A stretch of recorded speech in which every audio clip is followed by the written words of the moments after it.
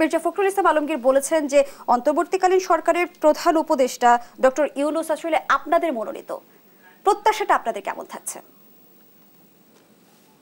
আসুন, ধন্যবাদ জুই। এখানে আমি মনে করি যে প্রত্যাশা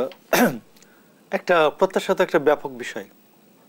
প্রত্যাশা পূরণের জন্য কতগুলি শর্ত আছে। শর্তটা হচ্ছে আমার চ্যালেঞ্জগুলোকে চিহ্নিত করা এবং এই চ্যালেঞ্জগুলিকে মোকাবেলা করার পথ নির্ধারণ করা এবং চ্যালেঞ্জগুলো মোকাবেলায় সফল হওয়া, তাইলে এই প্রত্যাশা পূরণ হবে। আর না হলে প্রত্যাশা একটি বায়বীয় ব্যাপার।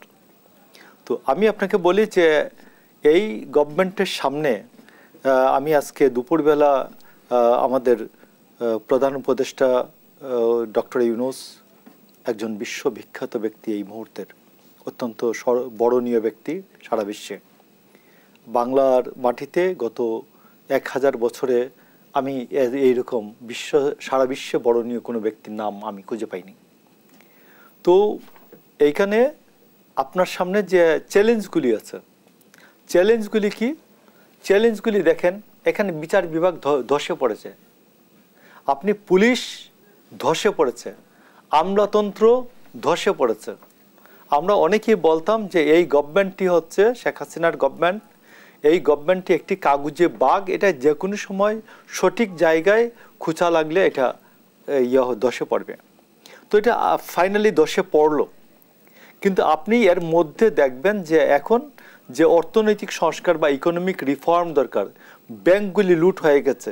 স্মার্ট বাংলাদেশের নামে স্মার্ট ব্যাংক লুট হয়েছে, স্মার্ট বাংলাদেশের নামে স্মার্ট নিপীড়ন হয়েছে, স্মার্ট বাংলাদেশের নামে প্রধানমন্ত্রীর পিয়ন 400 কোটি টাকার মালিক প্রধানমন্ত্রী বলেন, স্মার্টলি বলেন প্রধানমন্ত্রীর সময় স্মার্ট টাকা পাচার হয়েছে। এই চ্যালেঞ্জগুলিকে এই সরকার কিভাবে মোকাবেলা করবেন?